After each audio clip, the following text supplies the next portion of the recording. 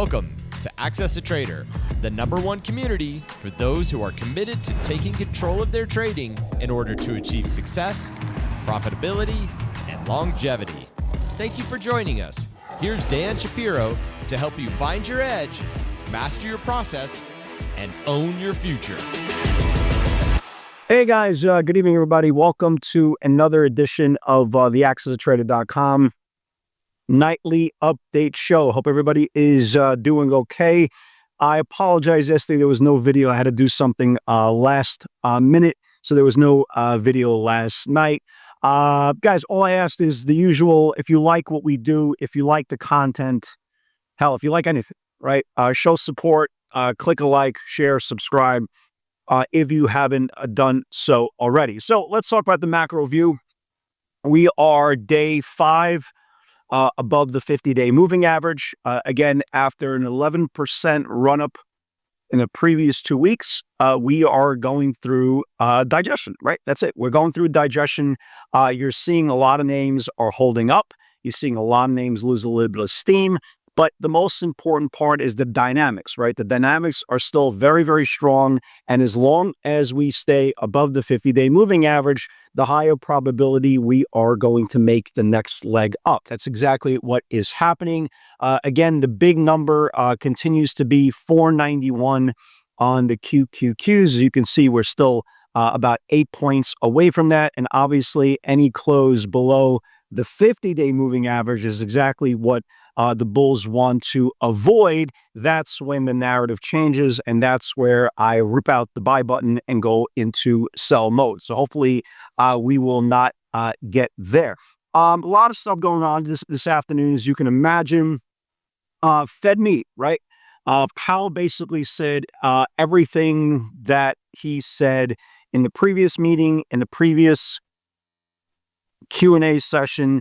Doesn't rule out, well, actually does rule out, does rule out any preemptive rate cuts. Again, he doesn't understand yet the dynamics of the full-blown exposure to tariffs yet. So he basically said there is no, at least nothing imminent that will suggest there is one. Rates left unchanged, pretty much understood all across the board. But the most important part of what we're seeing here is the continuation of negating bad news, right? Negating bad news, omitting tariff talk, even when the tariff talk is kind of a non-event, but non-event bearish. Like, for example, this afternoon, Trump came out and said, well, I'm not caving in. I'm not reducing the tariffs on China, right? The Qs came in $1 and then snapped right back. Again, that's a good thing. That's kind of what we've been discussing for the last 3 weeks. The omitting of, hot news, the omitting of hot headlines and those keywords.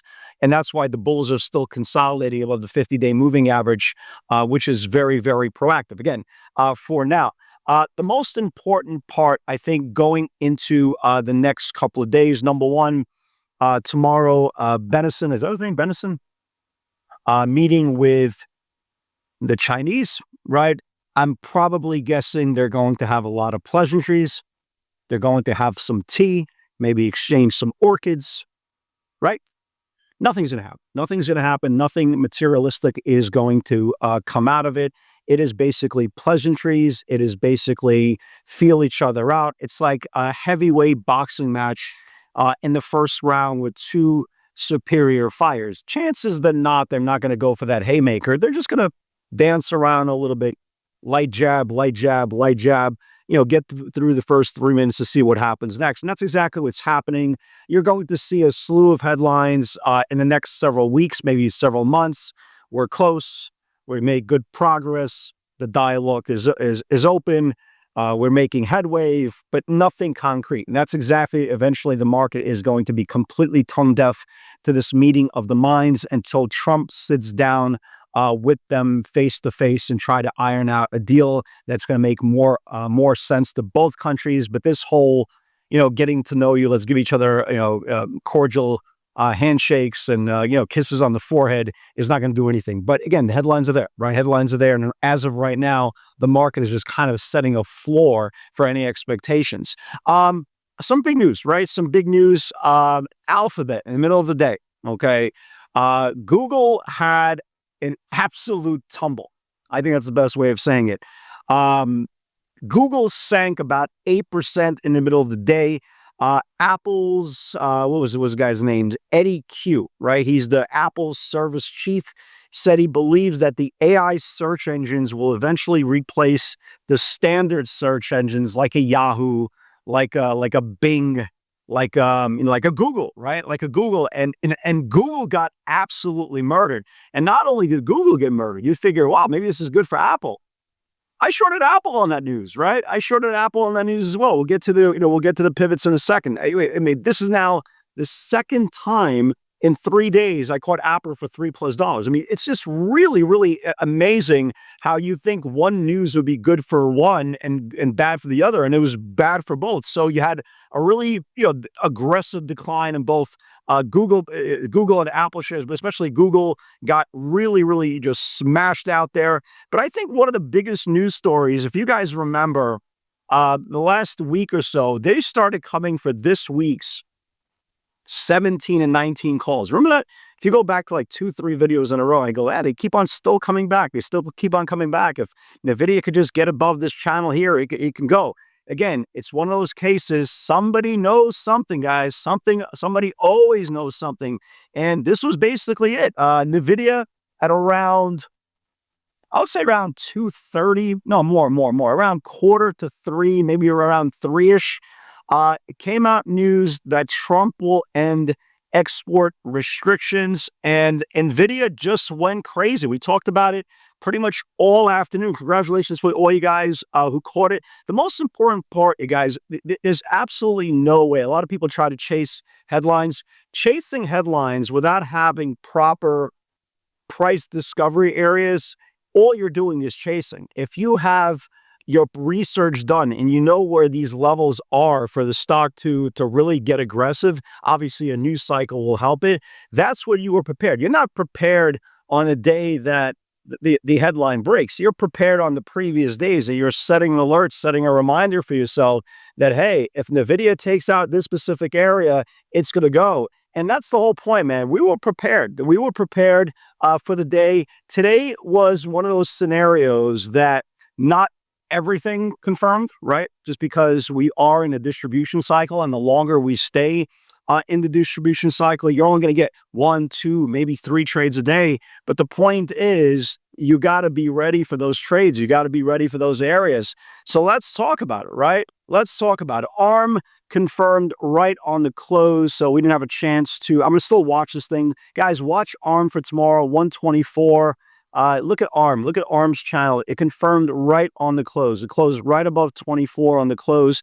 Keep an eye on this thing for tomorrow. This thing starts getting above the March highs. ARM could really start expanding, but it only confirmed on the close.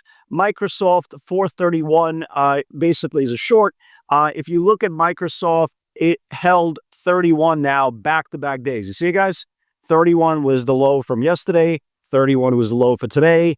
And that is also the 5-day moving average. Guys, watch Microsoft the next couple of days. If this thing loses that 5-day moving average, this is called a potential rolling top. Doesn't mean it has to confirm, but you can see it. You have a high, lower high, lower high, lower high, and held the same area back-to-back days. So definitely keep an eye on it in case they pull the market. But so far, nothing confirmed there.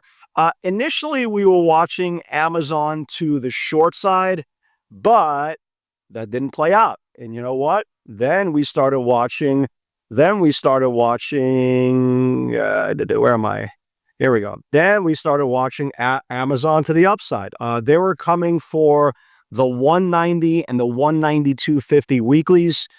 Amazon got above the 188.20, 188.40 supply and traded right to 191. Now, why is 191 going to be an important level going forward? Well, because 191 now on Amazon is the 50-day moving average. You can see here, it got rejected off the 91. So guys, watch Amazon for the next couple of days if it starts reclaiming back the 50-day moving average. But the most important part was, as we talk about, we were ready, right? Apple, okay, Apple, 197 short, right? I got short off Apple off the Google news, which kind of didn't make sense to me. But yeah, I got off Apple, and my lowest cover, what the hell is my lowest cover? 94.30s. Beautiful move. Traded all the way down to 93. But again, the whole point is we were ready for it. And this is the last one right here, NVIDIA. The only way, folks, the only way you can catch a headline if you're ready for the macro channel to confirm. Again, Trump came out, said they're going to end export restrictions. NVIDIA went absolutely nuts, confirmed the 1475, confirmed the 1540 macro, and traded all the way up to 1760s. Big move. Congratulations for all you guys who stood around and caught that last move. So again, make a long story short, Qs continue to digest, right? Continue digest. Let me give you some ideas I like for tomorrow. Guys, I'm going to watch Tesla for tomorrow. It's been now rejected back-to-back days on the 50-day EMA. Right? I don't know what to tell you. I'm watching it. I don't know if it'll go. I'm watching it. But again, got rejected back-to-back areas on the 50-day EMA. Definitely keep an eye on ARM. I like I said, again, Avago looks really good, right? Avago looks really good. Very close to busting out this channel. We talked about Amazon reclaiming back the 50-day EMA, 50-day SMA. That looks good as well. Look at CRWV. Right? Look at CRWV. If you notice, it's gotten rejected at the same area. The April 8th highs and today's highs are exactly the same thing. If it starts confirming this whole channel, CRWV can wake up as well. And look at Gilead to the downside, right? Look at Gilead to the downside. Gilead held back-to-back days, okay? Back-to-back days, the 64-day EMA. If this thing gets below it, it can start its next leg down. Just one side note, guys, as you guys know, for you guys who tried the discounted 30-day trial to see if pivots are a right fit for you, there's only a few days left. It is good offer till the weekend, and then it goes back to normal. So again, if you are interested in pivots, guys, all it takes is 30 days to see if it's a right fit for you. Guys, God bless. Let's see what we got tomorrow. Let's see if the bulls can get busted about the channel. And with God's help, I'll see you all in the field. Take care.